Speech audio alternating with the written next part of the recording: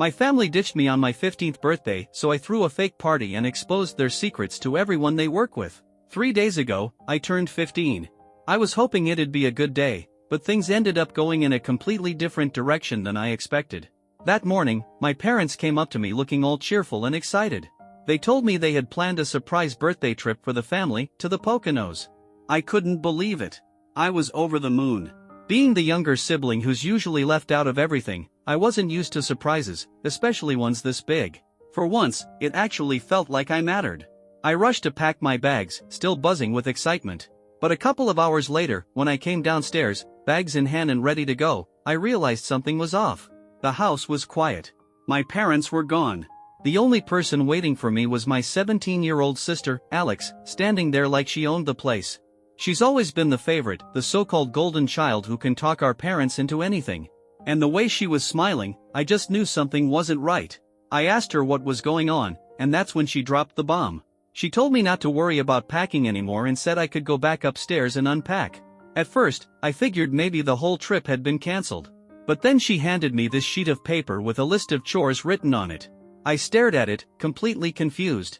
That's when Alex explained that even though our parents had surprised me with the trip that morning, the three of them had a little talk afterward. According to her, they decided it would be better if I stayed home to study for finals, which are coming up in a couple of weeks. But she still got to go because she was already finished with everything. She told me that if I got bored while they were off vacationing in the Poconos, I could just start checking things off the chore list. And then she actually laughed and said I should be thanking her. According to Alex, this was her birthday present to me, the gift of study time. She said it would be better than wasting my day frolicking around with our parents. I was so stunned I couldn't even speak. All I could manage was to ask where Mom and Dad were. That's when she said she'd already sent them off to the airport and stuck around just so she could give me the message personally. She told me it was her gift to me, and our parents thought it was better this way. They supposedly didn't want to break my heart, so they left that part to her. But I know how Alex is. She thrives on moments like this, when she can twist the knife and act like she's doing me a favor. I held back the tears in front of her, turned around, and walked back upstairs, dragging my suitcase behind me. The moment I heard the front door shut, I lost it. I sat on my bed and cried for an entire hour. Alex has never liked me. I've always known that. But the part that hurts the most is how easily my parents go along with whatever she wants, no matter how unfair or cruel it is. To them, her opinion is like gospel. Still, I never thought they'd do something this cold, especially not on my birthday. Earlier that morning, right after they told me about the surprise trip, I'd even messaged my friends to cancel our evening plans. They were shocked too. None of them could believe my parents had actually done something nice just for me. I guess it really was too good to be true. After I stopped crying, I just sat there stewing in my anger. The more I thought about it, the more upset I became. And then, an idea popped into my head, something bold, something that would really get under their skin. I decided I wasn't just going to sit there and take it. Since I was home alone, I snuck into my dad's office and grabbed his MacBook. Then I started making calls from my phone to some of the most important names in his contact list, business associates, clients, people I knew he cared about keeping in good standing with. I told each of them that I was throwing a surprise anniversary party for my parents that evening and invited them to come. I apologized for the last-minute notice but said I'd be really grateful if they showed up. And you know what? Most of them said yes. I guess when a kid calls with something like that, people want to be kind. I did the same thing with my mom's contacts too. Neither of them had bothered to password protect anything, and they'd made the mistake of leaving their devices at home. It was way too easy. Then, just for good measure, I messaged Alex's boyfriend on Instagram and invited him too. I also got in touch with a few of my own friends and asked them to help me set up the house to make it look party ready. By the time 7 o'clock rolled around, the guests started arriving. One by one, they walked in, looking around in confusion when they realized my parents weren't there. I kept telling them it was part of the surprise and they'd understand soon enough. Once everyone had arrived, I gathered them all for a group photo. After that, I finally put my plan into motion. I stood up and told them exactly where my parents were on vacation in the Poconos without me. I shared how my parents always go along with whatever Alex says and how, in this house, I've always been treated like the forgotten one. Like I'm Cinderella or something. But today, I wasn't going to stay silent. I explained everything that had happened earlier that day, how I'd been surprised with the trip, only to be left behind without so much as a proper goodbye. All because Alex thought I should stay home and study. And my parents actually went along with it. You should have seen the looks on their faces. Everyone was stunned. My parents always play the role of kind, generous people in public, but I knew the truth. And now, so did they. Good parents don't treat their kid like that, especially not on their birthday. After I got it all out, I looked around the room and said, that's why I threw this party. To tell the truth. To expose what they did. And honestly, I didn't even care if I just made a mess of things for them. If anything, that was the point. After I told everyone what had happened, I pulled out the list of chores Alex had left me and passed it around. You could feel the mood shift. Her boyfriend was off in a corner, clearly uncomfortable, like he was seeing a side of her he'd never witnessed before. I don't think he had any idea how cold and petty she could be. Once I'd finished sharing everything, the whole room went quiet. There wasn't much more to say, honestly. One by one, people started trickling out. Some didn't say a word as they left, while a few came up to me and gave me a pat on the shoulder or said something kind before heading out. I felt a little guilty for wasting their time, but at the same time, I didn't regret what I did. Not really. After everyone was gone, I sent the group photo we'd taken, me and all the guests, to my parents and Alex.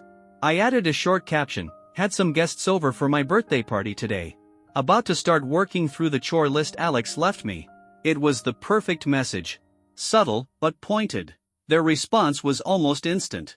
They started blowing up my phone, demanding that I undo whatever damage I'd caused and saying they were on the next flight back home. I didn't even bother replying. I just blocked all three of them, grabbed my bags, and headed to my best friend Fiona's place. Fiona and her parents are amazing people. They've always told me their home was open to me if I ever needed a safe place. I guess I never really believed I'd have to take them up on that offer, but I'm glad I did. I don't know how long they'll be able to let me stay, but right now, they're all I've got, and I'm incredibly thankful they didn't hesitate to take me in. The day of my birthday came and went without another word from my parents. But the next day, they showed up at Fiona's doorstep. I don't think anyone was too surprised to find me there. Fiona and I have been inseparable since we were kids. When my parents arrived, Fiona's folks refused to let them inside. They told them straight up that they had no business trying to talk to me after everything they'd done, especially not when I'd made it clear I didn't want to see or speak to them. But my parents didn't back down. They started threatening legal action against Fiona's family, and that got me a little rattled. I didn't want to cause trouble for the people who were helping me, so I told them to let my parents in. I'd talk. As soon as they stepped in, they came at me furious. They said that no matter what happened, I had no right to involve their professional contacts in our family drama.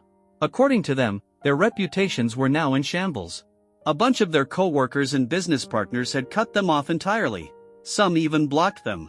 And they blamed all of it on me. I didn't deny it. I told them I did orchestrate the whole thing. But I also said this, if they had just treated me with a little respect, if they hadn't pulled that humiliating stunt on my birthday, none of this would have happened. That's when I finally let everything out. I yelled. I told them how they've always treated me like I'm less than Alex. How Alex gets away with anything and always comes first. I said she and the two of them had made my life miserable, and I was never going to forgive them for that. Things got really heated. We were all yelling over each other so much that Fiona's parents had to step in. Fiona pulled me aside to calm me down. I was shaking, but once I managed to breathe through it, Fiona's mom came to talk to me. She said my parents had left, and that from now on, they'd make sure I never had to speak to them again unless I truly wanted to. That's when they suggested something I hadn't seriously considered before, legal emancipation. They said it might be time to cut ties for good because, at this point, it was painfully obvious that my parents didn't care about me the way parents are supposed to. I didn't say yes right away, but I agreed to think about it. After some long talks with Fiona's parents, I decided to speak to a lawyer. We're seriously looking into emancipation now.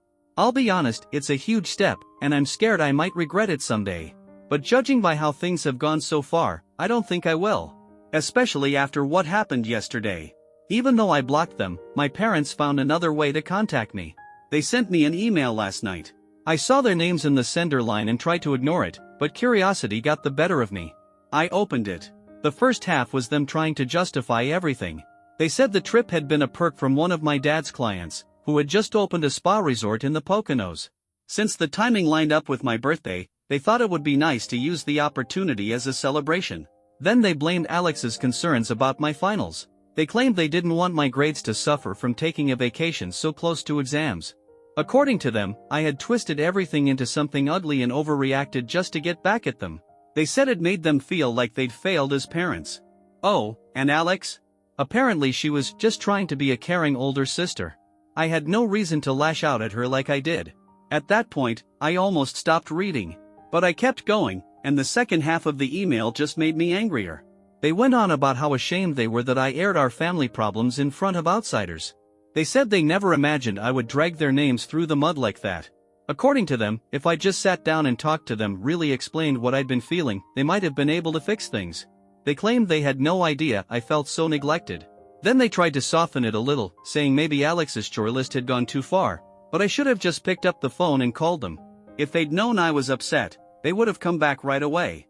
They ended it by saying they never meant to hurt me, that this was all just a big misunderstanding that spiraled out of control. But I don't buy it. Not for a second. Now my parents are asking me to talk things through with them, to sort everything out. But the truth is, I'm not even sure what I want anymore. My head's a mess.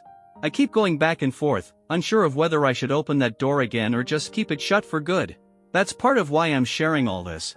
I need help making sense of what I'm feeling. Was I wrong to throw that party and expose them in front of all those co-workers and business contacts after they ditched me to go on vacation? I mean, I felt justified, but part of me kept second-guessing. Update 1. After thinking it through and reading everyone's responses, most folks seem to believe I did the right thing, that my parents had it coming and I didn't owe them an apology. That really helped me feel more grounded in my decision. So I've decided I'm not going to apologize. Not now, not later. I went ahead and blocked the email they used to contact me. I know they can always create a new one and keep trying to reach out, but if they do, I'll just keep blocking them. I've made up my mind, I'm not reading anything else they try to send. Nothing good can come from it. It'll just stir things up in my head again, and I've already been through enough. As for emancipation, I've decided to go through with it. I know it's a big step, especially at my age, but Fiona and her parents have promised they'll stand by me, no matter what. They even said they'd consider adopting me if it made me feel more secure. I haven't thought that far ahead just yet, but it meant a lot to hear. Right now, the focus is on the emancipation process. We've already spoken to a lawyer, and the paperwork is in motion. I don't know how my parents are going to take it once it lands in their hands, but I can't lie, I'm anxious to see how they react. The strange part is that even though they've spent my whole life putting Alex first, acting like I barely existed, they still seem desperate to pull me back now. It's confusing. Why now? I can't help but feel like it's not about love or missing me, it's about saving face. They're probably scared of what people think after everything blew up. That's what bugs me the most. I honestly believe they only want me back to fix their image, not because they care about me as their daughter. It's become more obvious with each passing day. So now, all I can do is wait. Wait for them to receive the emancipation paperwork and see what they do next. It's been a couple of days since that last email, and they haven't tried to contact me again, not yet. I doubt things are going well for them. A lot of people were at that party, and word tends to spread. From what I've heard, Alex and her boyfriend broke up shortly after the whole thing, though no one really knows why except me, of course. Update 2. A few days ago, my parents were officially served with the emancipation papers, and their reaction was exactly what I expected. They lost it. They immediately called Fiona's parents and got into this huge argument. Apparently, they believe Fiona's family brainwashed me or put me up to all of this. They said I couldn't possibly be making this decision on my own, which honestly just shows how little they know me. They have no idea how much pain they've caused over the years. No one forced me to do anything. I chose this path because I've had enough. After I shared my story last time, a lot of people told me to be prepared for this exact type of reaction. That my parents weren't trying to reconnect out of love, they were trying to repair their reputation. That they'd try to paint me as an ungrateful brat just to make themselves look better. And you all were right. That's exactly what they're doing. The fact that I didn't come crawling back really set them off. They can't handle the fact that I finally stood up to them and walked away. And I'm not turning around. Fiona told me that during the phone call, my parents said some really ugly things about her family. They accused them of manipulating me, said they were going to fight this in court, and even threatened them, which is just insane. Threatening the people who've actually shown me care and support? That tells me everything I need to know about their priorities. What hurts most is that the way they talked about me only confirmed what I've suspected all along. They don't want me back because they miss me. They want me back so they can convince the world we're a picture-perfect family again. They said Fiona's family was trying to play savior and ruin their lives by making it look like I'd been mistreated at home. The truth? That's exactly what happened, but they can't admit it, even to themselves. They yelled about how I've been spoiled and entitled, and that anyone supporting me must not be fit to be parents either. But if they actually loved me like they claim, they'd be focused on whether I was okay, not on their public image or how they were being perceived. Fiona's parents don't have any sort of grudge against mine. They barely even know them, outside of the fact that Fiona and I have been best friends forever. There's no rivalry, no reason for them to try and bring them down. It's ridiculous. Honestly, Fiona's family is more successful, more respected, and definitely a whole lot more kind. But my parents are so caught up in their own warped sense of pride and status that they assume everyone thinks the same way they do. That it's all about appearances. They can't wrap their heads around the idea that someone might actually help me just because it's the right thing to do. And I wish I could tell them, no, scream at them, that Fiona's family isn't pretending to be my saviors. They just saw a kid in pain and opened their door. And I'll never forget that. But honestly, they really are my saviors, because they saved me from the very people I needed saving from. If my parents had just seen that from the start, if they had taken even a moment to understand how deeply they hurt me, maybe they would have been sorry instead of causing more drama. But they didn't. And that says everything. Fiona and her parents gave me strict instructions: don't reach out to them. No matter how tempted I get, no matter what they say, just don't. Because it's not worth it. And deep down, I know they're right. A couple days ago, my parents called Fiona's house again. Her parents didn't tell me everything that was said, only what they thought I needed to know, but they made sure to let me know one important detail: they recorded the whole conversation. My parents had no idea. And now, that recording might actually help in my emancipation case. That call could be used as evidence to show why I deserve to be free from them. That same day, Fiona's parents gently asked me to really think about something, whether I wanted them to adopt me. I thought about it for a while, and then I said yes. Not because I wanted to make my parents mad, although I'm sure this news will do exactly that, but because I genuinely love Fiona's family. They're kind, supportive, and warm. They've made me feel wanted in a way I've never experienced before. And getting to officially call Fiona my sister? That's just the cherry on top. They're going to talk to the lawyer again and begin the adoption paperwork. It might even strengthen my emancipation case, showing that I've got stable, loving people to live with. Everything's moving in the right direction, and I've never been more thankful. Update 3. But then today, something awful happened. After school, Alex attacked me. Like, full-on beat the crap out of me. My last class, English, was held in the east wing of the school, and I'm always the last one to leave because I'm slow at packing up my things. By the time I got out, most students had already cleared out.